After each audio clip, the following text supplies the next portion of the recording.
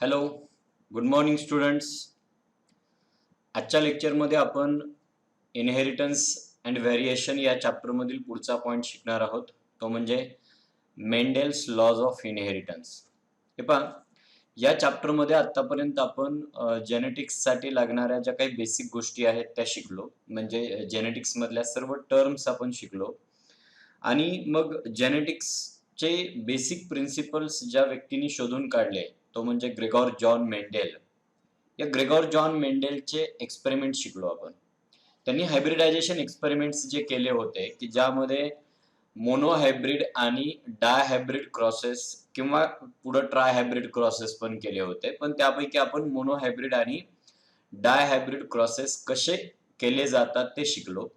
आणि मग या मोनोहायब्रिड आणि डायहायब्रिड क्रॉसेसचे जे रेशो आहेत म्हणजे फिनोटायपिक रेशो आणि जिनोटायपिक रेशो हे सर्व कशा पद्धतीने येतात इथपर्यंतच्या सर्व गोष्टी आपण डिटेलमध्ये अनेक वेगवेगळ्या प्रकारची एक्झाम्पल्स घेऊन शिकलो. म्हणजे मेंडेलनं ज्या 7 कॅरेक्टर सिलेक्ट केले होते त्याचे प्रत्येकाचे 2 ट्रेट सिलेक्ट केले होते, त्या 7ही कॅरेक्टर पैकी काही वेगवेगळी कॅरेक्टर घेऊन आपण मोनोहायब्रिड आणि डायहायब्रिड क्रॉसचे एक्सपेरिमेंट्स आणि त्याचे रेशो कसे येतात या गोष्टी आपण पाहिल्या. त्याच्या प्रोबॅबल कॉम्बिनेशन्स कसे तयार होऊ शकतात इथपर्यंतच्या गोष्टी आपण शिकलो.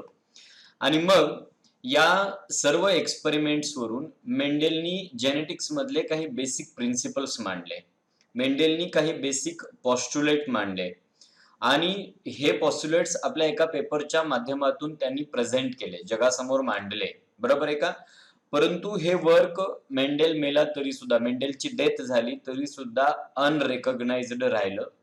आणि then in 1900 the work was rediscovered by 3 scientist. मग आपण त्याच्यामध्ये Hugo de Vries, then Carl Correns आणि इरिक वॉन शेरमार्क, बरोबर, या तिघांचा उल्लेख केला होता. यांनी हे वर्क रिडिस्कवर केलं.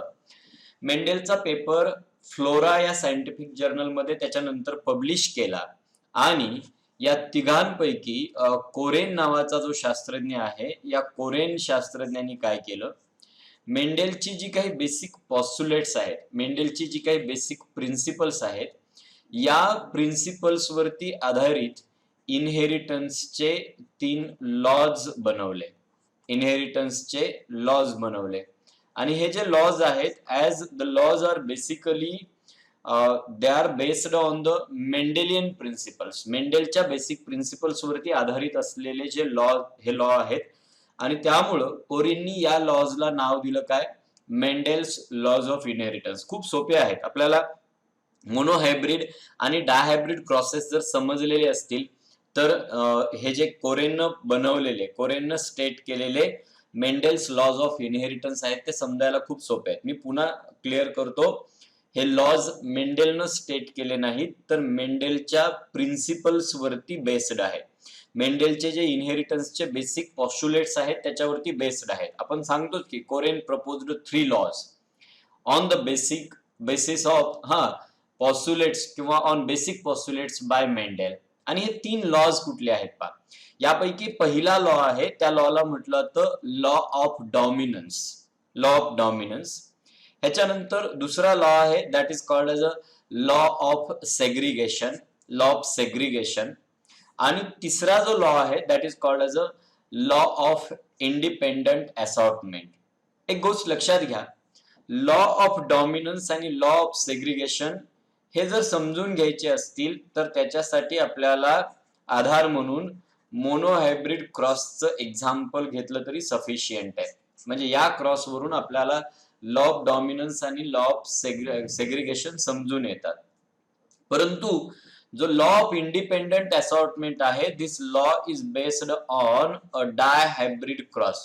म्हणजे हा लॉ जर आपल्याला शिकायचा असेल तर एकतर डायहायब्रिड किंवा ट्रायहायब्रिड किंवा पुढचे क्रॉसेस घ्यायला लागतात. मिनिमम डायहायब्रिड क्रॉस जरी तरी लागतो, त्याच्याशिवाय लॉ ऑफ इंडिपेंडंट असॉर्टमेंट आपल्याला समजत नाही. आणि त्यामुळे आपण सांगतो की law of dominance and law of segregation based on monohybrid cross आणि law of independent assortment is based on कशावरती तर डायहायब्रिड क्रॉस. बघूया आपण त्याच्यातले एक एक लॉ समजून घेऊया. आणि प्रत्येक लॉ समजून घेण्याच्या अगोदर मेंडेलचे जे फाइंडिंग्स आहेत त्या फाइंडिंग्स बद्दल आपल्याला 1-2 गोष्टी रिवाइज करायला लागतात. पण हा पहिला लॉ, मेंडेलचा लॉ ऑफ डॉमिनन्स, म्हणजे आपण याला म्हणतो it is the first law. हा पहिला लॉ आहे, बरोबर आहे का. काही ठिकाणी Mendel's first law, Mendel's second law, Mendel's third law असा शब्द पण वापरलेले आहेत, आणि त्यामुळे आपण सिक्वेन्स लक्षात ठेवायचा.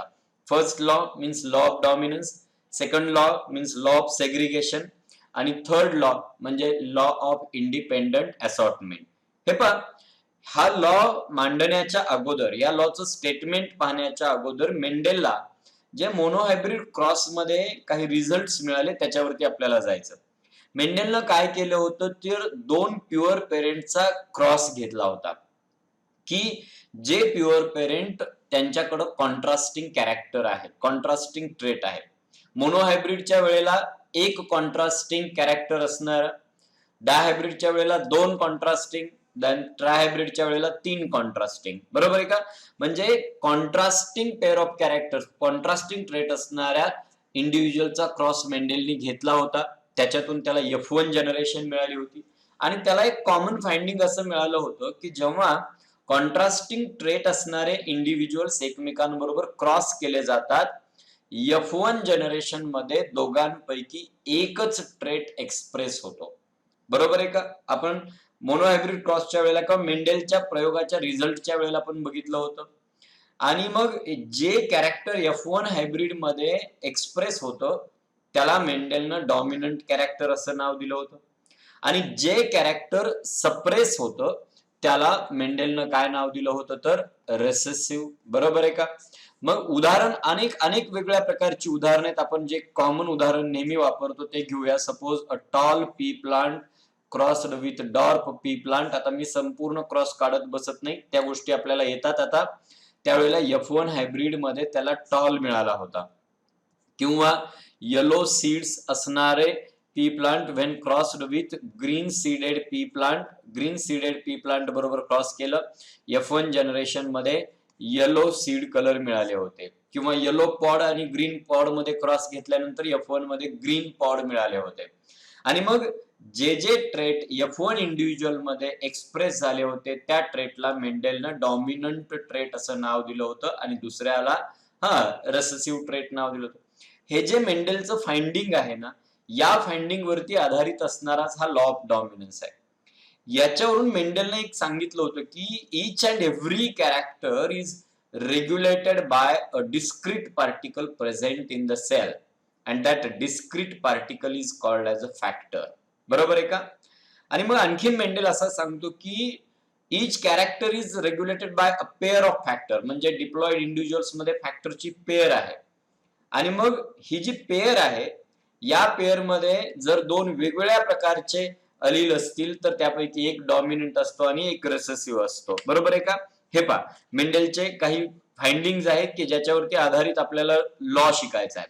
काय सांगतो Mendel, character is controlled by discrete units called factors. Okay, त्याच्यानंतर पुढे काय, फॅक्टर्स अपीअर इन पेअर, पेअर मध्ये असतात. उदाहरणार्थ आपण सांगतो हाईट कंट्रोल करणारा कॅपिटल टी टी किंवा कॅपिटल टी स्मॉल टी किंवा small T T. Yellow seed colour capital Y Y किंवा कॅपिटल वाय स्मॉल वाय किंवा ग्रीन साठी स्मॉल वाय वाय. अशा प्रकारे हे जे फॅक्टर्स आहेत दे are always presented pair in diploid organism, मेंडेलचं finding होतंय. आणि मग मेंडेल आणखीन असं सांगतो की ज्या वेळेला फॅक्टर डिसिमिलर फॅक्टरची जोडी असते, for example capital T small T किंवा कॅपिटल वाय स्मॉल वाय, आपल्याला इथं माहिती आहे दोन्हीच्या बाबतीत पण capital T is for tallness, small T is for dwarfness, capital Y for yellow colour आणि small Y for green colour.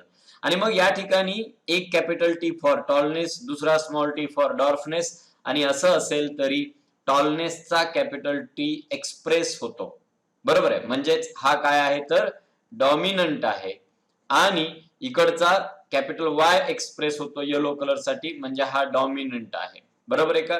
दोन्ही जोड्यांमध्ये इकडे पहिल्या जोडीत स्मॉल टी आणि दुसऱ्या जोडीत स्मॉल वाय रेसेसिव्ह आहे. आणि म्हणून या ठिकाणी मेंडेलचं पुढचं फाइंडिंग होतं, in a dissimilar pair of factor, जेव्हा फॅक्टरची जोडी ही डिसिमिलर फॅक्टरची असते त्यापैकी त्यावेळेला one member of the pair means one allele of the pair is dominant over other, आणि ज्याच्यावरती डॉमिनंट असतो त्याला आपण काय म्हणतो तर रेसेसिव्ह. म्हणजे recessive allele get suppressed and dominant allele get expressed. म्हणजे डॉमिनंट अलील आपला ट्रेट एक्सप्रेस करतो, तर रिसेसिव्ह अलील आपला ट्रेट एक्सप्रेस करू शकत नाही.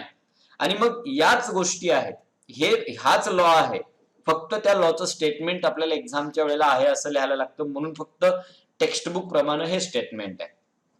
What is the statement of law of dominance? तर तो असं सांगतो, when two homozygous individuals or when two homozygous organism with one or more set of contrasting character, म्हणजे either having one set of contrasting characters or having more sets of contrasting character. बरोबर, आपण बघूया, उदाहरण घेऊया.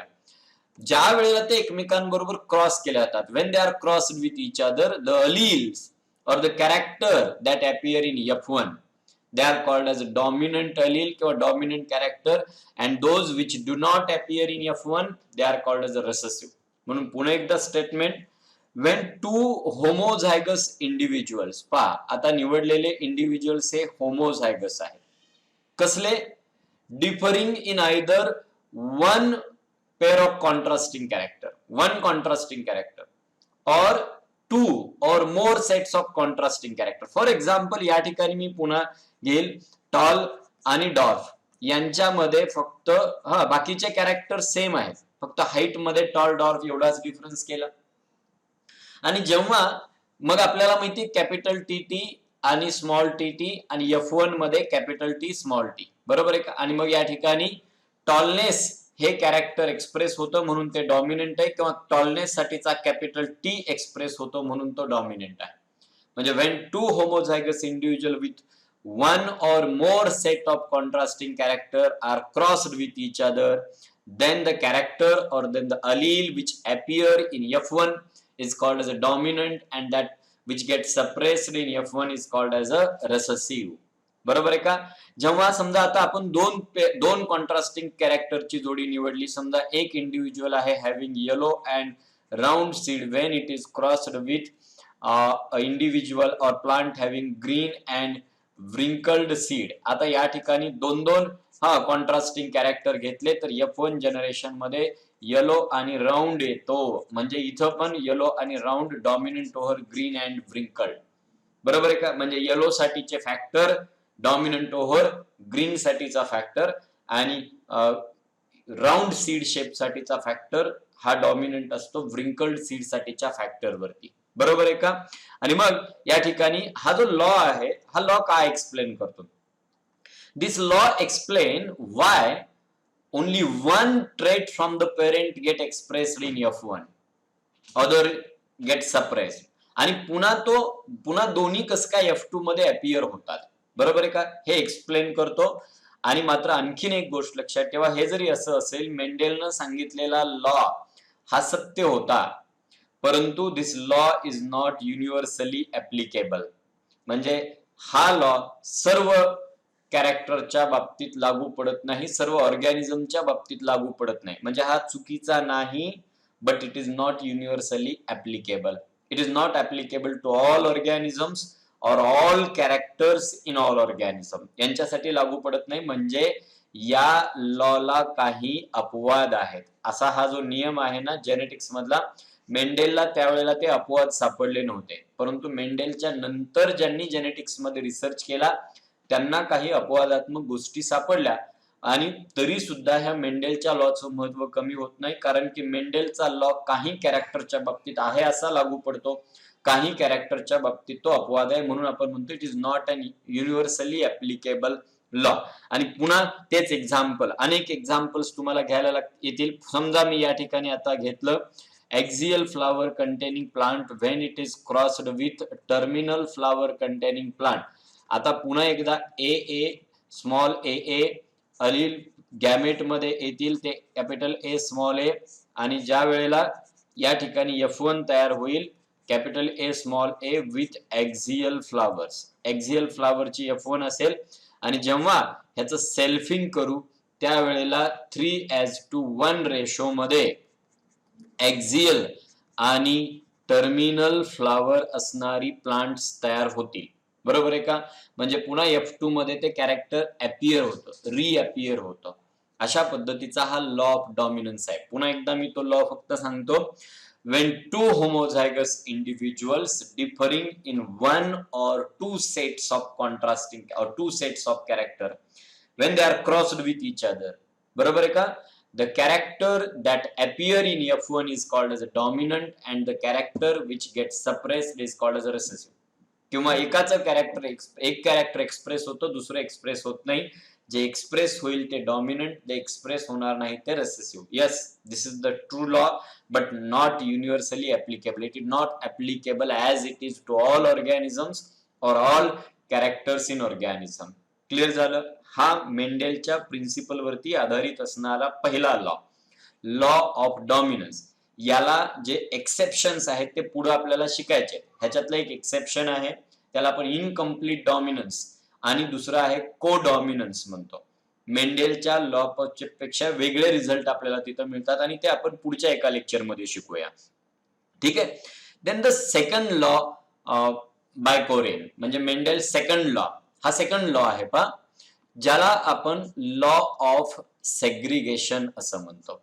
Law of segregation. Again, this law it can be explained with the help of monohybrid cross. Monohybrid cross च्या मदतीने explain करता येईल. आणि हा लॉ बेसिकली गॅमेट फॉर्मेशनशी संदर्भात आहे. म्हणजे मेंडेल काय सांगतो की each character is controlled by a pair of factor. बरोबर आहे का? But gamete contain only one factor out of two. दोन पैकी एकच फॅक्टर किंवा एकच अलील हा काय असतो तर गॅमेट मध्ये असतो. म्हणजे डिप्लॉइड इंडिव्हिज्युअल मध्ये दोन अलील आहेत, फॅक्टरच्या पेअर आहेत, परंतु जेव्हा गॅमेट तयार होतात त्यावेळेला त्याच्यामध्ये एकच असतो. आणि मग त्याला गॅमेट फॉर्मेशनच्या वेळेला त्या पेअरचं सेपरेशन होतं. सेपरेशन म्हणजेच सेग्रिगेशन, सेपरेट होतात. बरोबर आहे का? हा दुसरा लॉ आहे. त्याचं स्टेटमेंट असं आहे पहा, when hybrid individuals or F1 individuals form gamete. F1 individual जेव्हा गॅमेट तयार करतात, the alleles in pair segregate from each other and enter in different gamete. बघा आता मी थोडक्यात येतो. समजा एखादा प्युअर ऑर्गॅनिझम आहे, एक प्युअर ऑर्गॅनिझम आहे की ज्याच्याकडचे दोन्ही अलील एकसारखे आहेत, कॅपिटल डब्ल्यू कॅपिटल डब्ल्यू. आणि हा आता गॅमेट तयार करायला गेला तर याचे जे गॅमेट्स तयार होतील मी असं लिहितो. म्हणजे हे दोन्ही अलील सेपरेट होतील, एक कॅपिटल डब्ल्यू एका गॅमेट मध्ये, दुसरा कॅपिटल डब्ल्यू दुसऱ्या गॅमेट मध्ये. ओके. सपोज दुसरा एक इंडिव्हिज्युअल आहे ज्याचा जिनोटाइप आहे स्मॉल डब्ल्यू डब्ल्यू, आणि मग हा गॅमेट तयार करेल एका गॅमेट मध्ये स्मॉल डब्ल्यू, दुसऱ्या गॅमेट मध्ये स्मॉल डब्ल्यू. म्हणजे काय रे, हे होमोझायगस इंडिव्हिज्युअल आहेत, त्यांनी तयार केलेले गॅमेट्स हे आयडेंटिकल असतात. But concern is about the hybrid organism, how this hybrid organism forms the gamete. कारण in hybrid organism two different alleles are together. आणि मग जेव्हा दोन वेगवेगळे अलील एकत्र येतात त्यावेळेला ह्या दोन अलीलचा एकमेकांवरती काही परिणाम होतो का, हा मुद्दा महत्वाचा आहे. तर मेंडेलच्या म्हणण्यानुसार यांचा एकमेकांवरती काही परिणाम होत नाही. When a hybrid organism produce gamete, hybrid organism means the organism which contain two different allele for regulating particular trait. When this hybrid organism produce gametes, जेव्हा हा gametes तयार करतो, then the members of this allelic pair, ह्या allelic pair मधले जे members आहेत, they segregate, they separate from each other and formed gamete receive only one out of two. म्हणजे only one out of two. Now इकडे लक्ष द्या, हा जो हायब्रिड ऑर्गॅनिझम आहे इट इज नॉट, हा टॉल आहे but it is not pure for tallness. का? कारण त्याच्यामध्ये दुसरा अलील हा स्मॉल टी आहे and that's why it is not pure for tallness. म्हणजे हा प्युअर नाहीये टॉलनेस साठी, पण तो ऑर्गॅनिझम किंवा ते प्लांट जेव्हा गॅमेट तयार करतो तेव्हा त्यानं तयार केलेला हा जो गॅमेट आहे कॅपिटल टी वाला, मी असं म्हणतो this gamete is pure for tallness. हा टॉलनेस साठी प्युअर आहे. And this gamete having small T Aleel is pure for dwarfness. हा डॉर्फनेस साठी प्युअर आहे. आता पहा, म्हणजे हायब्रिड टॉल प्लांटनं गॅमेट तयार केले, मात्र तयार केलेल्या दोन गॅमेट पैकी one is pure for tallness and another is pure for dwarfness. मी आता या ठिकाणी देतो, सपोज माझ्याकडे कॅपिटल टी होमोझायगस टॉल आहे आणि हा जेव्हा गॅमेट तयार करेल तेव्हा हा प्युअर फॉर टॉलनेस, आणि दुसरं स्मॉल टी आहे, स्मॉल टी आणि हा जेव्हा गॅमेट तयार करेल तेव्हा this gametes are pure for dwarfness. त्यामुळे पुन्हा इथं लक्ष द्या, जे गॅमेट होमोझायगस टॉल प्लांटनं तयार केले ते गॅमेट पण कसे आहेत रे, they are pure for tallness. आणि तितकेच प्युअर हायब्रिड टॉल प्लांटनं तयार केलेले पण हे गॅमेट आहेत. जे गॅमेट होमोझायगस डॉर्फ प्लांटनं तयार केले तितकेच प्युअर डॉर्फनेस साठीचे हे हायब्रिड टॉलनं तयार केलेले गॅमेट्स आहेत. आणि त्यामुळे मेंडेलचं म्हणणं असं आहे, किंवा मेंडेलच्या लॉ मध्ये असं सांगितलं होतं, when any hybrid individual form gamete, then the two different alleles present in pair, they get segregated, they get separated from each other, and each allele get passed to the separate gamete, and that's why gamete always contain only one allele of a pair. Pair मधला एकच असतो, आणि त्यामुळे तो जो अलील असतो तो अलील मात्र त्याच्या ट्रेटसाठी प्युअर असतो. आणि त्यामुळे आपण सांगतो gamete formed always pure. Gamete जे तयार होतात they are always pure. Why gametes are pure? Because a gamete contain only one allele out of two for a particular trait. म्हणजे पहा, गॅमेट मग तो होमोझायगस ऑर्गॅनिझमनी तयार केलेला असेल तर, किंवा हेटेरोझायगस ऑर्गॅनिझमनी जरी तयार केलेला असला तरी gamete is always pure for particular trait. त्याचं कारण असं आहे, हे पहा, जेव्हा हे होमोझायगस टॉल प्लांट तयार करतो गॅमेट तेव्हा हा कॅपिटल टी आहे, आणि जेव्हा हेटेरोझायगस टॉल प्लांट गॅमेट तयार करेल तेव्हा हा आहे तो कॅपिटल टी वाला आहे. आता हे दोन्ही गॅमेट्स एकसारखे आहेत, दोन्ही गॅमेट तेवढेच प्युअर आहेत टॉलनेस साठी. मग एक गॅमेट होमोझायगस टॉल प्लांटनं तयार केलाय तर दुसरा हायब्रिड टॉल प्लांटनं तयार केलाय. आणि मग असं कसं काय पॉसिबल आहे? तर मेंडेल सांगतो, जरी ते दोन वेगवेगळे अलील हायब्रिड इंडिव्हिज्युअल मध्ये एकत्र राहत असतील तरी गॅमेट फॉर्मेशनच्या वेळेला ते एकमेकांपासून सेपरेट होतात, त्यांचा एकमेकांवरती परिणाम होत नाही, त्यांचं एकमेकांबरोबर ब्लेंडिंग होत नाही, त्यांचं एकमेकांबरोबर मिक्सिंग होत नाही, एकाचा इफेक्ट दुसऱ्यावरती होत नाही.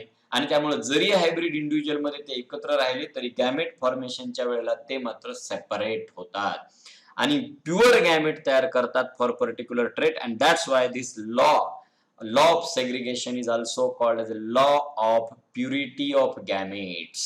म्हणजे हा लॉ काय सांगतो? Gametes are always pure for particular trait whether the gametes are formed by homozygous organism or heterozygous organism. मग तो कुणी पण तयार केलेला असो. त्याचं कारण मेंडेल असं सांगतो की हायब्रिड इंडिव्हिज्युअल मध्ये जरी दोन अलील एकत्र, वेगवेगळे अलील एकत्र राहत असले तरी त्यांचा एकमेकांवरती परिणाम होत नाही. They remain in hybrid together without mixing but get separated during gamete formation. Gamete फॉर्मेशनच्या वेळेला जे मिओसिस डिव्हिजन होते त्यावेळेला ते सेपरेट होतात. आणि एक गोष्ट लक्षात ठेवा, this law of segregation is universally applicable. It is applicable to all the characters or all the organisms. प्रत्येक ऑर्गॅनिझम मधल्या प्रत्येक कॅरेक्टरसाठी हा लॉ ऍक्सेप्टेबल आहे किंवा हा ऍप्लिकेबल आहे.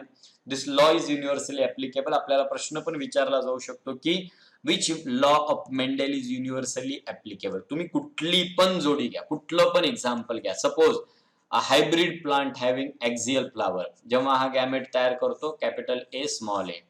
Suppose a hybrid plant contain round seeds, capital R small R. Suppose आपण आता आणखीन पुढे गेलो, a hybrid plant containing green pod, capital G small g, again get separated.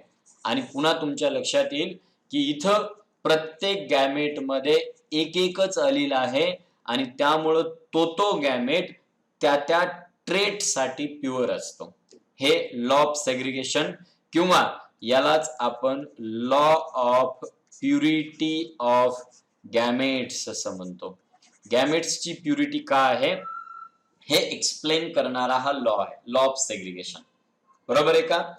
इथपर्यंत आपला किंवा आपल्याला मेंडेलचा सेकंड लॉ किंवा लॉ ऑफ सेग्रिगेशन झाला. देन थर्ड लॉ, बरोबर, एक बेसिक थर्ड लॉ आणखीन आहे, and this is the law of independent assortment. See, जर आपल्याला हा law of independent assortment means inheritance, separation and passing into next generation, हा जर लॉ ऑफ इंडिपेंडंट असॉर्टमेंट आपल्याला शिकायचा असेल तर this law is based on a dihybrid cross. हा डाय हायब्रिड क्रॉस वरती बेस्ड असा लॉ आहे. म्हणजे मिनिमम तुम्हाला डायहायब्रिड इंडिव्हिज्युअल घ्यायला लागतात आणि तिथला क्रॉस शिकायला लागतो. बरोबर आहे का? हा जो लॉ आहे, लॉ ऑफ इंडिपेंडंट असॉर्टमेंट, त्याचा अगोदर स्टेटमेंट समजून घ्या आणि मग पुन्हा आपण एक्झाम्पल कडे जाऊया. When a hybrid possessing two or more pair of contrasting factors किंवा alleles form gametes, the factor in each pair segregate independently of the other pair. फक्त मी हे स्टेटमेंट आहे असं पुस्तकातून इथं घेतलंय आणि वाचलंय, आणखीन मी एक्सप्लेन केलं नाही. बरोबर आहे? आता हे जर एक्सप्लेन करायचं असेल तर let me explain the cross explain करतो मी आता, आणि मग त्या क्रॉस कडे अगोदर मी येतो आणि मग आपण पुढे जाऊया. सी, मेंडेलचा डायहायब्रिड क्रॉस, बरोबर आहे का? हे स्टेटमेंट आहे, त्याच्या अगोदर मी क्रॉस कडे येतो. एक गोष्ट इथे लक्षात घ्या. आता suppose a plant containing yellow round seed, आपला हा ओळखीचा क्रॉस आहे, लवकर समजतो म्हणून मी पटकन घेतो. Crossed with green wrinkled seed bearing plant, बरोबर आहे का? आपल्याला माहिती ह्याचा जिनोटाइप काय आहे, capital Y Y capital R R. We know, हा क्रॉस आपण शिकलो अनेक वेळेला, small Y Y small R R. आता हा गॅमेट तयार करतो, कॅपिटल वाय कॅपिटल आर, आणि इकडे गॅमेट तयार करतो small Y small R. You know it. Then हा हायब्रिड, आता capital Y small Y capital R small R, दोन ट्रेट साठी हा हायब्रिड आहे, अँड दॅट्स वाय याला आपण म्हणूया दिस इज डाय हायब्रिड इंडिव्हिज्युअल. हा डाय हायब्रिड आहे, दोन ट्रेट साठी किंवा वेगवेगळी डिफरंट पेअर आहे, डाय हायब्रिड ऑर्गॅनिझम आहे. आता हा जेव्हा डाय हायब्रिड किंवा पुढचे गॅमेट तयार करतो, गॅमेट तयार करत असताना लॉ ऑफ सेग्रिगेशन आपल्याला एक सांगितलंय, each pair of the factor separate. फॅक्टरची प्रत्येक जोडी सेपरेट होते आणि सेपरेट झालेल्या जोडीपैकी एक फॅक्टर एका गॅमेट मध्ये तर दुसरा फॅक्टर दुसऱ्या गॅमेट मध्ये. जेव्हा आपण मोनोहायब्रिड क्रॉस शिकतो त्यावेळेला आपण एकाच ट्रेट वरती लक्ष कॉन्सन्ट्रेट करतो, एकाच कॅरेक्टर वरती लक्ष कॉन्सन्ट्रेट करतो, त्यामुळे आपण अलीलची एकच जोडी घेतो. आता डायहायब्रिड क्रॉस मध्ये आपण दोन कॅरेक्टर वरती फोकस करतोय, सीड कलर आणि सीड शेप, त्यामुळे आपण इथं दोन जोड्या घेतल्या. आणि मग नो डाऊट गॅमेट तयार होत असताना प्रत्येक जोडी स्प्लिट होईल आणि प्रत्येक जोडीतला एक अलील एका गॅमेट मध्ये जाईल, दुसरा अलील दुसऱ्या गॅमेट मध्ये जाईल, पुन्हा दुसरी जोडी पण स्प्लिट होईल, एक अलील एका गॅमेट मध्ये जाईल, दुसरा अलील दुसऱ्या गॅमेट मध्ये जाईल. आणि मग लॉ ऑफ इंडिपेंडंट असॉर्टमेंटचं स्टेटमेंट त्याचे की जेव्हा एखादा डाय हायब्रिड इंडिव्हिज्युअल किंवा ट्राय हायब्रिड इंडिव्हिज्युअल किंवा पॉलीहायब्रिड इंडिव्हिज्युअल, बरोबर आहे का, म्हणजे मिनिमम डाय हायब्रिड हा गॅमेट तयार करतो, त्यावेळेला गॅमेट फॉर्म होत असताना प्रत्येक जोडीचं सेपरेशन जे आहे ना, ह्या प्रत्येक जोडीचं सेपरेशन आहे ते दुसऱ्या जोडीपासून इंडिपेंडंट आहे. म्हणजे सपोज मी एक ऑर्गॅनिझम घेतला, capital A small A capital B small B capital C small C, now this is trihybrid. हे पहा, ही जी पहिली जोडी आहे ना, यांच्या अलीलच्या सेपरेशनशी दुसऱ्या जोडीच्या अलीलच्या सेपरेशनचा काही संबंध नाही आणि त्याच्याशी तिसरीचा पण काही संबंध नाही.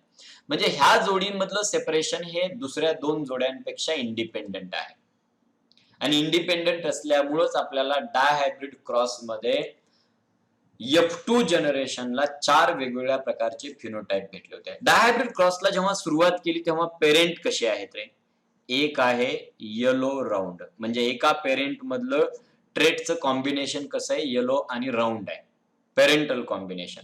आणि दुसऱ्या पेरेंट मधलं कॉम्बिनेशन कसं आहे, तर ग्रीन आणि व्रिंकल्ड सीड. परंतु आपण लक्षात घेतलं, मी मागच्या डायहायब्रिड क्रॉसच्या एक्सप्लेनेशन मध्येच सांगितलं होतं की F2 जनरेशन जेव्हा ह्याची येते, ह्या क्रॉसची, त्यावेळेला 4 प्रकारचे फिनोटाइप तयार होतात. त्यापैकी एक आहे येलो राऊंड नाऊ, दुसरा आहे ग्रीन व्रिंकल्ड एक, पुन्हा आहे येलो व्रिंकल्ड 3 आणि ग्रीन राऊंड 3. म्हणजे हे खालचे जे आहेत ना, ग्रीन राऊंड आणि येलो व्रिंकल्ड, हे न्यू कॉम्बिनेशन आहे. हे न्यू कॉम्बिनेशन ह्या पेअर सेपरेट होत असताना एकमेकांपासून सेपरेट आहेत, इंडिपेंडेंट आहेत, म्हणूनच तयार होतात. हे पहा, आपल्याला पुढे जाऊया. आपण आता पुढे जाऊया की हा डायहायब्रिड इंडिव्हिज्युअल गॅमेट तयार करणार आहे. पुन्हा एकदा स्टेटमेंट कडे जा. When a hybrid possessing 2 or more pairs of contrasting factor form gamete, the factor in each pair, प्रत्येक पेअर मधले factor segregate independently of other pair. बरोबर आहे का? आणि हा लॉ डायहायब्रिड क्रॉस वरती बेस्ड आहे. and it describe how different genes or alleles present on separate chromosome segregate independently from each other during gamete formation. आपण बघूया, पुढे एक्झाम्पल कडे येईल त्यावेळेला पाहू. This law is not universally applicable. याला पण काही एक्सेप्शन आहेत आणि ते एक्सेप्शन आहे लिंकेजचं. मी पुढे या चॅप्टर मध्ये शिकवणार आहे. Linkage is the exception to the law of independent assortment. बरोबर आहे. मेंडेलनं सिलेक्ट केलेल्या ट्रेट पैकी कुठलेही 2 ट्रेट एकमेकांना लिंक्ड नव्हते, म्हणून हा लॉ मेंडेल मांडू शकला. आणि याच्या बाबतीत तो लकी ठरला की सिलेक्ट केलेले ट्रेट एकमेकांना लिंक्ड नव्हते, म्हणून हा तिसरा लॉ मांडता किंवा तिसऱ्या लॉचं प्रिन्सिपल मांडता आलं. बरोबर आहे का? आता आपण जाऊया पुढे. पहा, these alleles are then randomly fused. हे सेपरेट होतात आणि रॅन्डमली फ्युज्ड होतात फर्टिलायझेशनच्या वेळेला, आणि म्हणून नवीन कॉम्बिनेशन तयार होतात आणि रेशो येतो 9:3:3:1. आणि मग ह्याच्यामध्ये हे 9 इंडिव्हिज्युअल पहिले एका पेरेंट सारखे, शेवटचा एक इंडिव्हिज्युअल हा दुसऱ्या पेरेंट सारखा. म्हणजे मी शिकवलं होतं 16 तयार होत, 16 पैकी 10 पेरेंटल कॉम्बिनेशनचे, मात्र मधले 3 येलो व्रिंकल्ड आणि ग्रीन राऊंड, 16 पैकी 6 न्यू कॉम्बिनेशनचे. आणि why this new combinations are possible? New combination possible होतात कारण की दोन्ही अलिलिक पेअर मधले अलील एकमेकांपासून इंडिपेंडेंटली सेपरेट होतात. बरोबर आहे का? Therefore the new combinations are form. हा लॉ युनिव्हर्सली ऍप्लिकेबल नाहीये. एक्झाम्पल घेऊया आपण आता. या ठिकाणी suppose this is the plant. हे प्लांट आहे, it is a dihybrid plant आहे. हे डायहायब्रिड प्लांट आहे, capital Y small Y capital R small R. मात्र हे डायहायब्रिड प्लांट कसं तयार झालं रे? मी पुन्हा येतो. Bye crossing these 2 homozygous plants, capital YY capital RR small yy small rr, आणि यांच्या क्रॉस मधून तयार झालेलं plant F1 capital Y small y capital R small r. हे पहा, आता आपल्याला लक्षात येते की in one of the parent, एका पेरेंट मध्ये सीड कलरचा capital Y it is present with the capital R for the seed shape. म्हणजे सीड कलर रेग्युलेट करणारा डॉमिनंट अलील हा सीड शेप करणाऱ्या डॉमिनंट अलीलच्या सोबत आहे एका पेरेंट मध्ये. कॅपिटल Y च्या सोबत कॅपिटल R आहे. ओके. तर दुसऱ्या पेरेंट मध्ये मात्र स्मॉल y च्या सोबत स्मॉल r आहे. बरोबर आहे. मग आता इथं जेव्हा हा हायब्रिड जेव्हा गॅमेट तयार करेल त्यावेळेला आपल्याला तेच पाहायचं की कॅपिटल आय च्या सोबत प्रत्येक वेळेला कॅपिटल आरच राहणार का? का कधी स्मॉल आर येईल? तर मेंडेल सांगतो कुणी पण येऊ शकतो. कॅपिटल आय सोबत कॅपिटल आर. बरोबर आहे का? म्हणजे ही सेपरेट झाली पेअर वाय ची पेअर सेपरेट झाली. मी पुन्हा येतो माग. वाय ची जोडी सेपरेट झाली. समजू आपण ह्या वाय ची सेपरेट झालेली जी जोडी आहे त्याच्यातला कॅपिटल वाय आला. आता आर ची जोडी सेपरेट करा आणि कोण घ्यायचा? तर कदाचित त्याच्यातला कॅपिटल आर असू शकतो. जेवढी पॉसिबिलिटी ह्या कॅपिटल वाय बरोबर कॅपिटल आर असण्याची आहे तेवढीच पॉसिबिलिटी स्मॉल आर असण्याची पण आहे. म्हणजे अशी पण पॉसिबिलिटी आहे की कॅपिटल वायच्या सोबत स्मॉल आर असेल. म्हणजे पेरेंट मध्ये कॅपिटल आर होता म्हणून इथं पण कॅपिटल आरच असेल असं नाही. दोन्ही पेअर एकमेकांपासून इंडिपेंडंट आहेत आणि मग आपल्या पेअर मधला कोण एका गॅमेट मध्ये पाठवायचा आणि कोण दुसऱ्या गॅमेट मध्ये पाठवायचा ही ती जोडी ठरवेल. रॅन्डम आहे. आता कदाचित आपण वाय पैकी कॅपिटल वाय घेतला तर त्याच्याऐवजी स्मॉल वाय पण असू शकतो आणि त्याच्या जोडीला कॅपिटल आर असू शकतो आणि स्मॉल वायच्या जोडीला स्मॉल आर पण असू शकतो. ह्या चारही पॉसिबिलिटी सेम आहेत. प्रत्येक पॉसिबिलिटी 25% इक्वल पॉसिबिलिटी आहे. आता हे का पॉसिबल झालं? कारण की प्रत्येक जोडीचं सेपरेशन हे दुसऱ्या जोडीच्या सेपरेशनशी संबंधित नाहीच आहे. दुसऱ्या जोडीपैकी कुणी पण येऊ द्या, आमच्या जोडीपैकी आम्हाला हा पाठवायचा आहे असं थोडक्यात असू शकतं. किंवा मी असं केलं की कॅपिटल टी स्मॉल टी आणि कॅपिटल ए स्मॉल ए म्हणजे टॉल प्लांट हॅव्हिंग ॲक्झियल फ्लावर. आता इथं तयार केलं तर कॅपिटल टी कॅपिटल ए, दुसरी पॉसिबिलिटी कॅपिटल टी स्मॉल ए, तिसरी पॉसिबिलिटी स्मॉल टी कॅपिटल ए आणि चौथी पॉसिबिलिटी स्मॉल टी स्मॉल ए. बघा ह्या टी टी पेअरचं सेपरेशन आणि ए ए पेअरचं सेपरेशन जर एकमेकांपासून स्वतंत्र नसतं तर हे जे मध्ये दोन नवीनच कॉम्बिनेशन तयार झालेले आहेत ना, हे कॉम्बिनेशन तयार झाले नसते. आणि जर हे कॉम्बिनेशन तयार झाले नसते तर डायहायब्रिड क्रॉसच्या F2 जनरेशन मध्ये पण न्यू कॉम्बिनेशन आपल्याला दिसले नसते. म्हणजे हा जो लॉ आहे ना, this law explain the formation of gamete by dihybrid or trihybrid और पॉलीहायब्रिड इंडिव्हिज्युअल. बरोबर आहे का? आणि मग त्यामुळेच नवीन कॉम्बिनेशन या ठिकाणी तयार होतात. आणखीन आपल्याला लिंकेज शिकताना हा लॉ पुन्हा क्लिअर होतो. मी पुन्हा एकदा या लॉच्या स्टेटमेंट कडे जर जायचं म्हटलं तर मागे येतो. लॉ काय सांगतोय? When a hybrid possessing two or more pair of contrasting factor form gamete. बरोबर आहे का? देन ज्या वेळेला तयार करतो त्यावेळेला काय होतं रे? The factors in each pair segregate independent of other pair. आपण आता डायहायब्रिडचं घेतलं. मी एक असं उदाहरण घेतो. Capital A capital small B small A, capital B small B आणि कॅपिटल सी स्मॉल सी. आता ह्यांच्यात कसं होईल? समजा ह्याच्यातला कदाचित कॅपिटल ए येईल, ह्याच्यातला पण कॅपिटल बी येईल, ह्याच्यातला पण कॅपिटल सी येईल. कदाचित असं पण असेल, ह्यातला कॅपिटल ए येईल, ह्यातला कॅपिटल बी येईल, सी पैकी स्मॉल सी येईल. कदाचित अशी पण पॉसिबिलिटी आहे. कॅपिटल ए येईल, स्मॉल बी येईल, कॅपिटल सी येईल. म्हणजे प्रत्येक जोडीतला कोणता पण येऊ शकतो. कदाचित अशी पण पॉसिबिलिटी आहे, small A capital B capital C. आता आणखी एक पॉसिबिलिटी आहे. कॅपिटल ए आहे, बी आणि सी स्मॉल आहेत. पुढची एक पॉसिबिलिटी आहे. पुढची पॉसिबिलिटी काय आहे? तर मी या ठिकाणी लिहितो small A capital B small C. बरोबर आहे का? अशी पण पॉसिबिलिटी असू शकते. आणि तिसरी पॉसिबिलिटी अशी आहे याच्यात पण स्मॉल ए स्मॉल बी कॅपिटल सी. म्हणजे इथं बघा किती पॉसिबिलिटी आहेत. 1 2 3 4 5 6 7 आणि शेवटची पॉसिबिलिटी मी अशी पण सांगू शकतो की प्रत्येक जोडीतला हे येईल. म्हणजे इथं जर बघितलं तर ए बी आणि सी पेअरचं सेपरेशन हे खूप इंडिपेंडंट असल्यामुळे अनेक वेगळ्या प्रकारचे गॅमेट्स तयार होतील. ट्राय हायब्रिड इंडिव्हिज्युअल मार्फत 8 टाइपचे गॅमेट्स तयार होऊ शकतात. हे कसे तयार होतील पुढे आणखीन एका क्रॉसच्या वेळेला मी एक्सप्लेन करेल, जरी आता समजलं नसलं तरी सुद्धा. परंतु तुमच्या लक्षात येते का इथं खूप डिफरंट टाइपचे कॉम्बिनेशन पॉसिबल आहेत. आता हे का पॉसिबल आहेत? कारण की each pair separate independent of another. बरोबर आहे का? आणि जेव्हा हा लॉ ऑफ इंडिपेंडंट असॉर्टमेंट आपण शिकतो त्यावेळेला लक्षात येतं की F2 जनरेशन जी आहे डायहायब्रिड क्रॉसची किंवा ट्रायहायब्रिड क्रॉसची, ह्याच्यामध्ये नॉन पेरेंटल कॉम्बिनेशन किंवा न्यू कॉम्बिनेशन्स हे का तयार होतात याचं उत्तर इथं देतं. परंतु या लॉला काही अपवाद आहेत. कारण की काही ठिकाणी मात्र पेअर ठरलेल्याच असतात आणि तशाच पेअर पुढे गॅमेट फॉर्मेशनच्या वेळेला होतात आणि तो अपवाद म्हणजे लिंकेजचा. हा कन्सेप्ट पुढे शिकूया, त्यावेळेला आणखीन एकदा लॉ ऑफ इंडिपेंडंट असॉर्टमेंटची उजळणी होईल. बरोबर आहे का?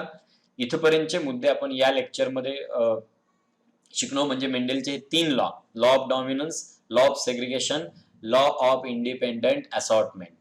आता याच्यानंतर पुढच्या लेक्चरमध्ये आपल्याला आणखीन एक मुद्दा शिकायचा आहे आणि तो म्हणजे बॅक क्रॉस. आणि test cross. See back cross म्हणजे काय आणि टेस्ट क्रॉस म्हणजे काय हे आपल्याला पुढच्या लेक्चरमध्ये आपण शिकूया आणि मग याचा किंवा याचा सिग्निफिकन्स काय आहे त्याही गोष्टी आपण बॅक क्रॉस टेस्ट क्रॉस मध्ये घेऊया.